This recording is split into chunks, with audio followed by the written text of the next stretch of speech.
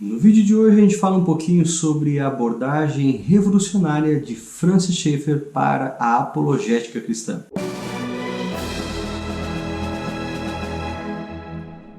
Um dos primeiros vídeos do canal foi uma propaganda do livro Verdade Absoluta, de Nancy Pearcey. Esse livro foi muito importante para mim. Lá eu explico o porquê. Você pode acompanhar esse vídeo aqui no card da descrição. Inclusive eu já não tenho mais aquele livro porque eu fiz uma promoção naquela ocasião e acabei depois vendendo o livro.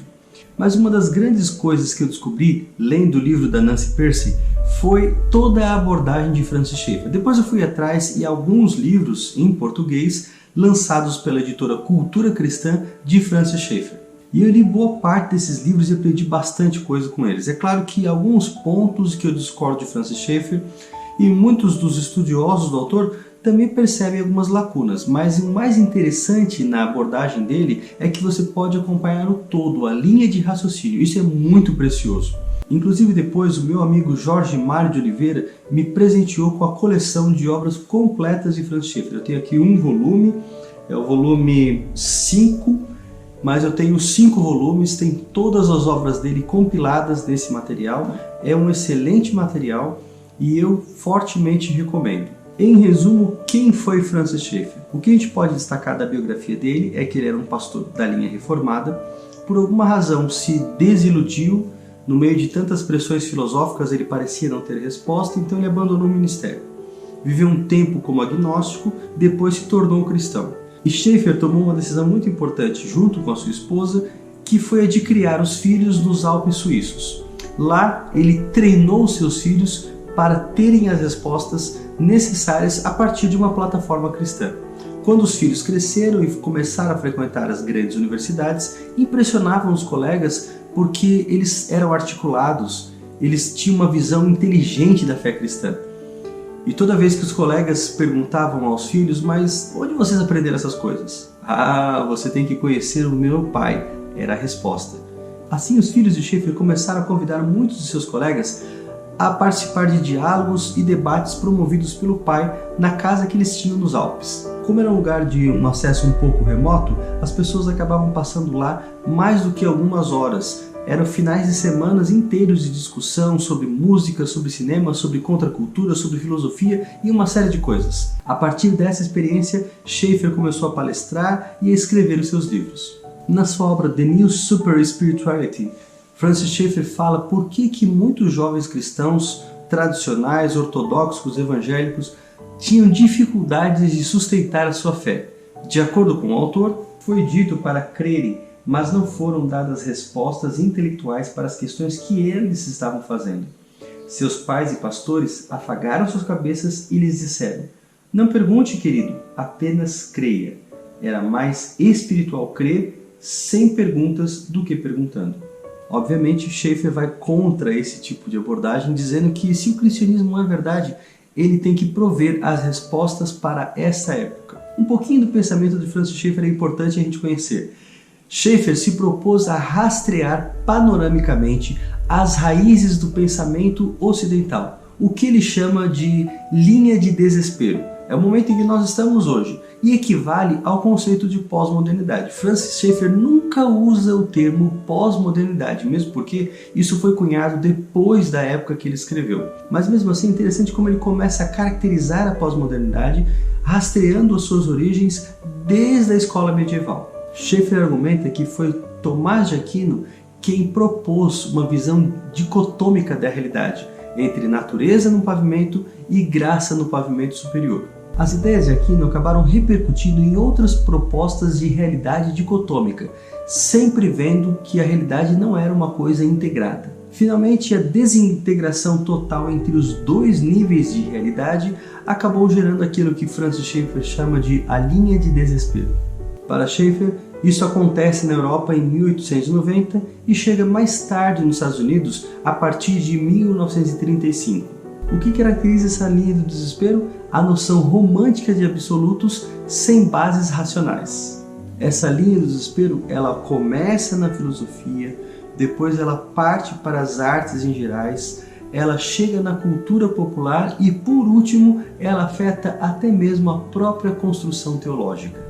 O problema com a perda dos absolutos, a sua desconexão com o mundo real, é que os particulares perdem sentido. Isso gera uma crise tanto moral quanto epistemológica. Por isso, cada pessoa cristã não consegue viver de acordo com as pressuposições que ela crê, porque isso seria esmagador. Afinal de contas, a realidade é uma, porque o mundo foi criado por Deus. Há uma realidade integrada.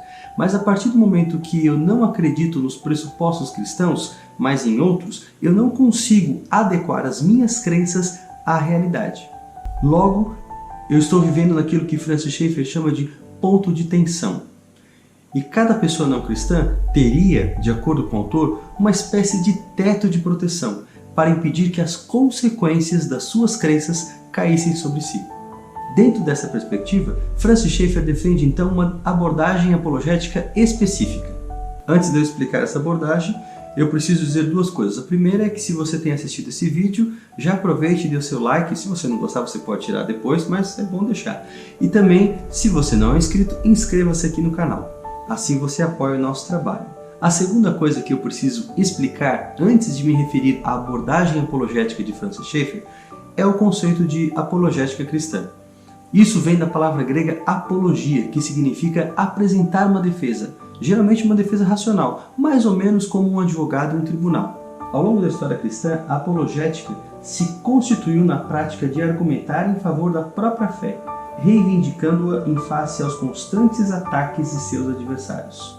Agora que a gente já falou um pouquinho sobre o que significa apologética, qual era a abordagem que Francis Schaeffer utilizava?